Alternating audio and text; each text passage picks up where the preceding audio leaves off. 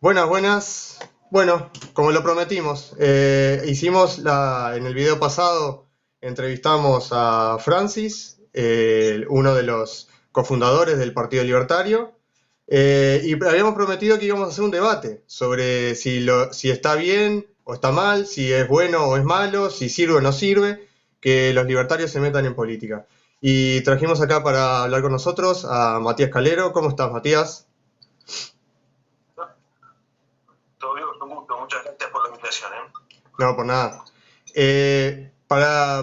Contar un poquito, vos sos también parte del Partido Libertario, ¿verdad? Del Uruguay. Sí, estoy ahí dando una mano en la formación, en lo que pueda. Todavía es digamos, el proyecto está en el proceso de formación como partido. La firma todo indicaría que ya está, pero bueno, falta hacer los trámites. A ver si capaz que acercándote un poquito porque como que se te corta por momentos. A ver, quizás. ¿Me escuchan mejor ahí? Ahí se escucha un poquito mejor, Sí. sí. Sí. Estabas diciendo que ayudabas con la parte de presentación de la firma y todo eso. Exacto. El partido está en formación. Yo doy una mano. Ahora estoy, por ejemplo, en un grupo ayudando con la redacción de la Carta de Principios, que es como el componente digamos, el documento más ideológico del partido, que lo exige la Corte Electoral. Bueno, y ahí estamos discutiendo los principios, las propuestas, las políticas que vamos a proponer o que dependerían del partido. Pero como les comentaba, el partido todavía está en un proceso de formación. Le faltan estas formalidades que exige la Corte, las firmas del principio al parecer estarían, pero bueno, hay que presentarlas ante la Corte para que las valide, las apruebe y le dé entidad jurídica, digamos, al partido. Muy bien. Matías, tú sos abogado. Sí, exacto, sí. Por eso das una mano con todo eso también. Tenés un poco de más de También, conocimiento que algún otro capaz. sí. Muy En bien. lo que Bueno, pueda, muy bien. Vamos al grano entonces. A ver, Matías, contanos tu visión. ¿Por qué crees que los libertarios deben meterse en política o de repente lo crees como un camino válido y positivo? bueno, obviamente es un tema complejo y es un tema que ha dado discusiones bastante intensas dentro del mundo del liberalismo, incluso fuera, ¿no? Porque también han habido acusaciones externas o de antiliberales o personas no liberales directamente enjuiciando o valorando negativamente la participación de los liberales en política, argumentando o resaltando una especie de incoherencia entre el credo, la doctrina o la ideología liberal y el ocupar cargos públicos, ¿no? Es decir, porque, digamos, más que nada, ese es como la esencia del argumento, o por lo menos como yo lo entiendo, que pueden haber otras razones, pero en principio la crítica viene por una cuestión de coherencia, ¿no? Es decir, el liberalismo se supone que, más allá de sus diversas o diferentes variantes, tiene algunos puntos o principios en común. Uno de esos principios en común es una especie de desconfianza respecto al Estado y respecto a todo lo que tenga que ver con lo público, incluido obviamente la burocracia. Entonces, que los liberales ocupen cargos públicos puede ser entendido, puede ser visto como una actitud contradictoria, incoherente, con estos principios o valores que debería defender en principio el liberalismo. Ahora, en mi opinión, eso puede ser así, que efectivamente un liberal puede caer en algún tipo de contradicción en tu actividad pública, pero entiendo que este juicio uno lo puede hacer una vez que el liberal esté en política y en función de las decisiones que tome, o las decisiones que deje de tomar, o las decisiones que no tome. O sea, mi postura es que esa incoherencia no es de principio, No está sino que dada. deberá verse en función de lo que haga el liberal. Entonces puede haber un liberal que esté en un cargo público y tome políticas o actitudes o toma decisiones concordantes con los principios del liberalismo, así como también puede haber un liberal que tome actitudes o posturas discordantes o contradictorias o violatorias de los principios básicos del liberalismo. Entonces, me parece que la evaluación de los liberales en la política deberá ser en función de lo que ellos hacen, o dejen de hacer también. No, digamos, entiendo que la mera participación de un liberal en la política no es en sí contradictorio. Habrá que ver qué hace, ¿no? Entonces, hay que darle tiempo, y bueno, si obviamente un liberal ocupa un cargo público, por ejemplo, en el Parlamento, bueno, si vota leyes favorables a las libertades, que supongan una ampliación o una defensa de derechos individuales y de libertades básicas, será un liberal coherente que está de alguna manera favoreciendo esos principios. Ahora, si promueve o vota o contribuye a la aprobación de leyes que aumentan el tamaño del Estado, que aumentan la interferencia del Estado en la vida privada, que recortan libertades fundamentales, bueno, este liberal va a ser contradictorio, pero no por el hecho de que esté en una banca o ocupando un cargo público, sino por las decisiones o actitudes que tomó o dejó de tomar. ¿Ah? Después, en mi opinión también es una razón importante, un argumento importante, porque si los liberales no ingresan en la política, dejarían la política en manos de los antiliberales o de personas no liberales. Entonces, el tema es que ese cargo lo ocupa un liberal o lo ocupa un no liberal. Entonces entiendo que desde el punto de vista pragmático es mejor y menos dañino que lo ocupe un liberal coherente, obviamente, ¿no? Porque todos nos podemos decir liberales y después con nuestras actitudes demostrar que no lo somos. Pero por lo menos en principio sería prudente, interesante, favorable que los liberales ocupen estos cargos y que en definitiva obviamente actúen de manera coherente y en concordancia. O sea, en resumen, mi postura no es una desconfianza, una negación a priori, digamos, a la participación de los liberales en política, pero sí obviamente hay que vigilarlos y controlarlos, ver bien qué es lo que hacen y evaluar su gestión o su actividad o su desempeño en función de hechos concretos.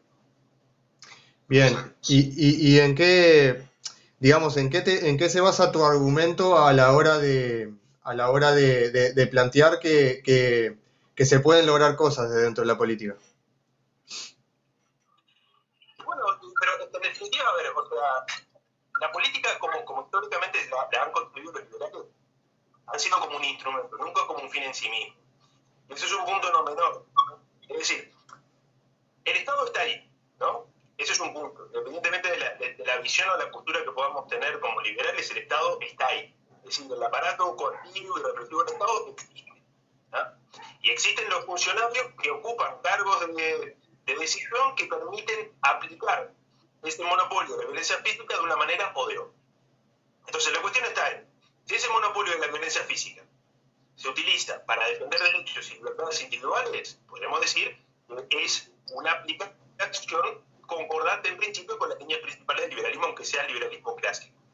Ahora, si se aplica ese monopolio de la violencia física, o sea, si el Estado utiliza ese monopolio para limitar libertades individuales, en fin, estaría yendo en contra con los principios básicos del liberalismo. Entonces, el Estado existe, o sea, existen tanto entidad o conjunto de burócratas que tienen entidad física, ¿no? O sea, porque el Estado como una entidad, más allá de los seres humanos que lo componen, no existe como tal, ¿no? Eso lo sabemos. Entonces, el Estado o estos cargos públicos están ahí. Entonces, el tema es, ¿quién en definitiva los ocupa? Entonces, si los ocupa una persona que tiene ideas liberales, bueno, obviamente que se pueden hacer cambios favorables a las ideas de la libertad. Obviamente, si esos cargos los ocupan personas que no tienen ideas favorables a las ideas de la libertad, bueno, pasa lo que ha pasado en Uruguay históricamente. Empresas públicas, déficit público, más impuestos, más regulaciones y demás. Entonces, el tema es que esos cargos van a seguir existiendo y van a seguir siendo colonizados, ocupados por personas que usualmente no tienen las ideas o los valores, que no comparten los valores del liberalismo, ¿no? Entonces yo creo que se pueden hacer cosas desde la política, pero tampoco podemos enamorarnos de la política como un fin en sí mismo. Ese es un punto no menor. Porque, digamos, hay posturas que entienden que todo se puede hacer desde la política. Que se pueden generar cambios culturales, cambios en materia de conciencia, de valores, a través de la política. Que la política puede cambiar a través de leyes, hábitos, o conductas que en definitiva no son dañinas, y por lo tanto deberían estar por fuera del ámbito de control del Estado, ¿no? Entonces, que el Estado nos puede proteger, digamos, se pueden desarrollar políticas paternalistas, prohibición del consumo de drogas, de comercialización de drogas, prohibición del consumo, por ejemplo, de sal, azúcares, etiquetado frontal, leyes en materia, por ejemplo, de tránsito, la obligación de utilizar tintos, cascos y demás, que en definitiva no son más que políticas de tipo paternalista.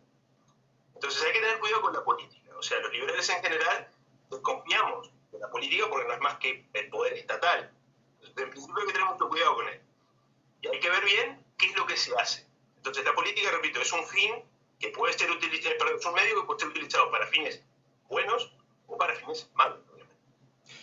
Claro, pero yo voy a eso, o sea, ¿cuál sería un fin bueno? O sea, claro, vos me vas a decir achicar el Estado, sí, está, pero ¿cuál sería la medida concreta? Por ejemplo, bajar impuestos, por ejemplo. Por ejemplo, no votar nuevos impuestos, no votar presupuestos deficitarios, defender ciertas libertades de ataques o de proyectos liberticidas que pueden presentar otros parlamentarios. O sea, digamos, los liberales en política, me parece que acá hay como que dividir digamos, la discusión en dos planos, ¿no? Pues no es lo mismo, digamos, no es igual la participación de un liberal en la política parlamentaria, digamos, ocupando un cargo como parlamentario, como diputado, como senador, o digamos, que el liberal que ocupa un cargo a nivel ejecutivo, por ejemplo, un cargo de confianza, ya sea en un ministerio, en una subsecretaría y demás. Entonces, ¿qué pasa? El liberal, digamos, en un cargo parlamentario puede, o bien, proponer medidas o proyectos de ley que vengan a derogar regulaciones o legislaciones contrarias a los principios del liberal. En Uruguay no se puede, digamos, el Parlamento, un legislador no puede presentar un proyecto para derogar impuestos, por ejemplo. Porque, digamos, la iniciativa en materia presupuestaria y en materia impositiva corresponde exclusivamente al Poder Ejecutivo.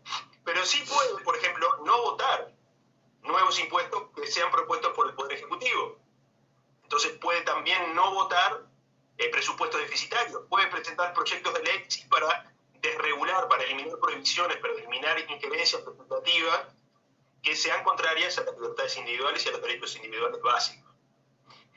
El liberal en cargos de ejecutivos, digamos, en cargos de confianza, ahí puede tener quizás otro ámbito de aplicación, puede hacer otras cosas, puede también desregular en la medida que las competencias legales se lo permitan, pero en definitiva el liberal puede, o bien, a través de propuestas, generar cambios legislativos y jurídicos favorables a las ideas de la libertad, pero también puede evitar cambios jurídicos que sean desfavorables a las ideas de la libertad o las libertades individuales.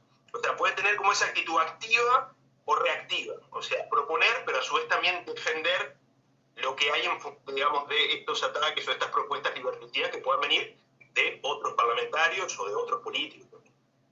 Dijiste algo, ya te dejo, Sergio. Dijiste algo muy importante que yo no lo tenía claro, no sé si Sergio lo sabías, eso de que los diputados y senadores no pueden proponer bajar los impuestos, que eso corresponde al Poder Ejecutivo. ¿Te entendí bien? Exacto. Yo eso no lo sabía, eso es importante eso, ¿no? Tengo varios puntos para discutir, pero Sergio, a ver, te doy primero a vos la palabra, lo que quieras decir. ¿Yo? Sí. No, de que digo, entendiendo lo que estaba diciendo, o sea, el campo de batalla en sí vendría a ser la política. No el único, Sergio. No el único, ojo. O sea. No, pero digo a nivel como para ejecutar, ¿verdad? O sea, porque de la política es donde cae la cascada de la ley y el desorden, lo que sea. Entonces, o sea, llegar hasta ahí medio como para proponer, para dar propuestas, para mantener un freno y más o menos, o sea, no dejar que el Estado siga, vamos a decir, sobrepasando las libertades como se viene haciendo. Entonces, un freno y tal vez ese freno va ganando fuerzas y poder llegar a capaz que hacer un cambio. Pero digo, eso o sea, ese punto, ¿no? De entablar esa batalla, ¿es más bien para mantener el Estado como herramienta o es para...? Porque entendamos también de que hay varios puntos de vista de varios tipos liberales, hay varios liberalismo. Entender de que se componen también cada parte y si se van a poner de acuerdo en cierto punto, porque también, como estabas hablando vos en un principio, por ejemplo, de que hay que prestar atención de que cuando se utilice la herramienta del Estado, el liberal no se pise el palito, o sea, que no haga cosas contra. Pero ahora bien, si hay algún radical como un anarcocapitalista, por ejemplo, que va a querer, o sea, ser leal a su ley, ¿no habrá también ahí alguna riña interna en sí, porque acuérdense que hay varios tipos de liberalismo, entendamos eso, ¿no? Y posturas, las cuales que, si vamos a hablar de fidelidad, o sea, tendría que verse el principio y el fin del liberalismo dentro de la política. Si tendrá un fin, también. Lo que pasa es que ahí está muy bueno el punto que tú levantas, porque obviamente que para un liberal clásico, ingresar en política, entiendo que no supondría, en principio, digamos, el mero ingreso no sería una contradicción en función o respecto a sus ideales, ¿no? Porque obviamente el liberal clásico entiende que el Estado existe, debe existir, y que a su vez, además de las funciones básicas de brindar servicios de seguridad y justicia, puede además brindar otros servicios como salud pública, educación pública, creación de bienes públicos, ¿no? Como carreteras, plazas y demás. Entonces, obviamente, que un liberal clásico se ingresa a la política, no, en principio el mero ingreso no sería contradictorio. Para un minarquista tampoco sería contradictorio, porque el minarquista entiende que el Estado existe. Tú puedes tener como dos visiones del minarquismo: un minarquismo más normativista, en el sentido de que el Estado debe existir porque tiene funciones que son insustituibles, y un minarquista quizás menos fundamentalista, que dice, bueno, el Estado existe como una realidad social, como un hecho, está, bueno, vamos a intentar limitarlo lo máximo posible. Pero también, en este caso, que sea un minarquista de un tipo o del otro, el mero ingreso del minarquista en la política no sería contradictorio en sí. Ahora, para un anarcoindividualista entiendo que sí. Digamos que Sí, pero también hay que entender, por eso dije la explicación al principio de que, o sea, las batallas que se están dando están dentro de la política. Entonces, sí, tampoco sería, o sea, si yo quiero erradicar la política, no está tampoco mal mi estrategia de ingresar en ella para tratar de manera progresiva, ¿verdad? Porque también vamos a acordarnos y ser racionales que hay, por ejemplo, participación de fuentes de trabajo de parte del Estado.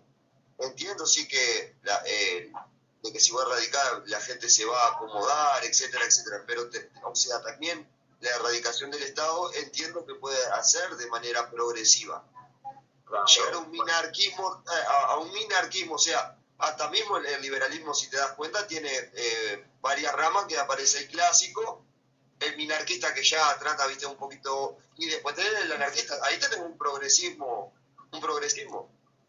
Claro. Que es todo válido en la política. Puedo entrar yo como anarquista, como te digo, para llegar a minimizarlo al punto de que se vaya el Estado.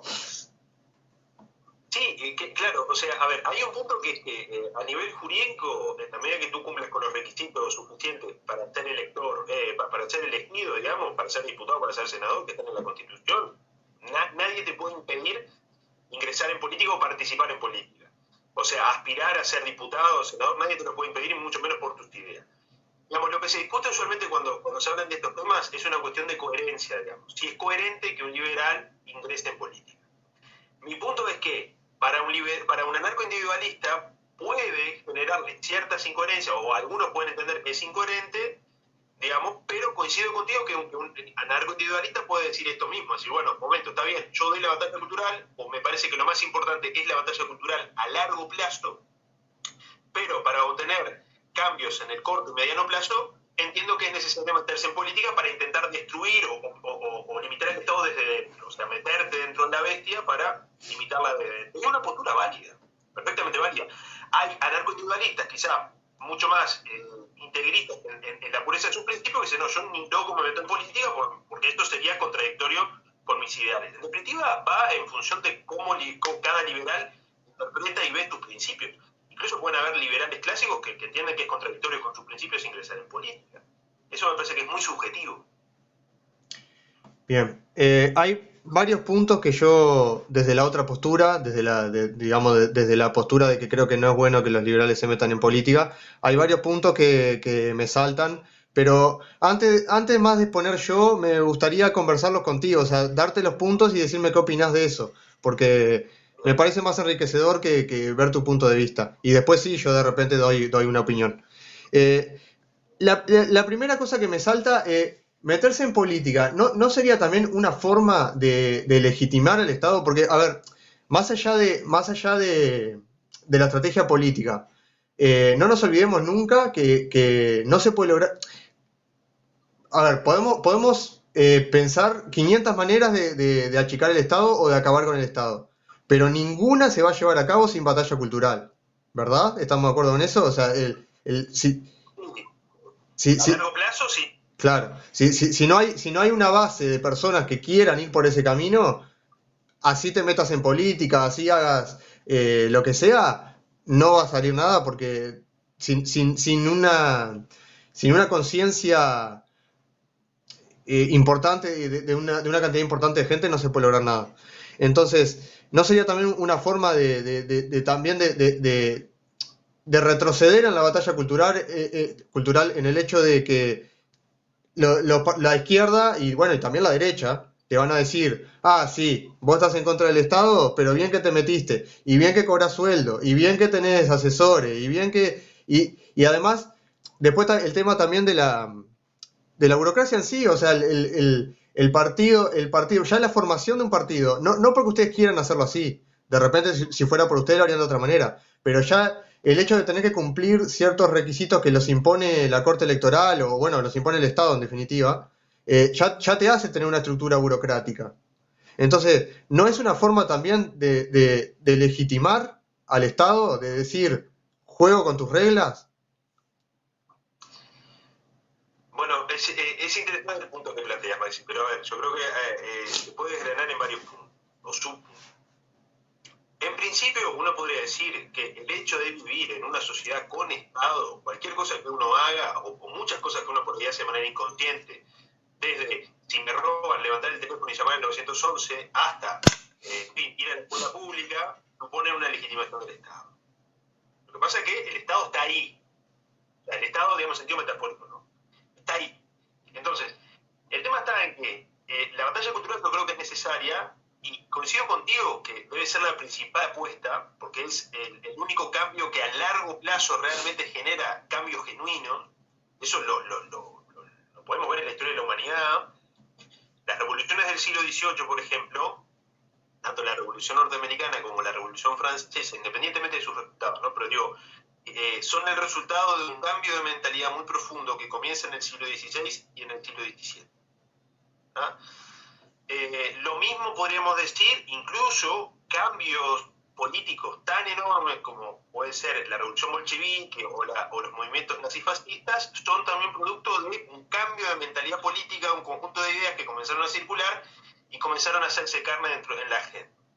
Entonces, obviamente que los cambios culturales, a nivel profundo, el cambio de las ideas políticas y demás, se traduce tarde o temprano, o se puede traducir tarde o temprano en cambios políticos, o en movimientos políticos, o en cambios estructurales importantes. Pueden ser liberticidas o pro-libertades, pero digamos, me parece que es algo que se puede corroborar en la historia. La batalla cultural es fundamental, por lo menos en una democracia representativa, porque en definitiva, si uno cambia las preferencias de los electores, la clase política va a cambiar su discurso por consecuencia, digamos. Digamos, es lo que comúnmente se llama la ventana de Overton, digamos. Sí. O sea, si a través de una batalla cultural se puede mover la ventana de Overton, cambiar el sentido común de la ciudadanía hacia ideas proliberales o favorables a la libertad individual, los políticos, por una cuestión de querer permanecer en su poder, digamos, o en sus cargos o en sus posiciones, van a cambiar ese discurso para agradar a sus electores. ¿Ah? Pero esos son cambios a larguísimo plazo. Yo creo que no son actividades o empresas contradictorias el dar la batalla cultural por un lado y ingresar en política por otro, porque en definitiva, tarde o temprano, para cosechar los frutos de la batalla cultural tienes que meterte en política. Tarde o temprano.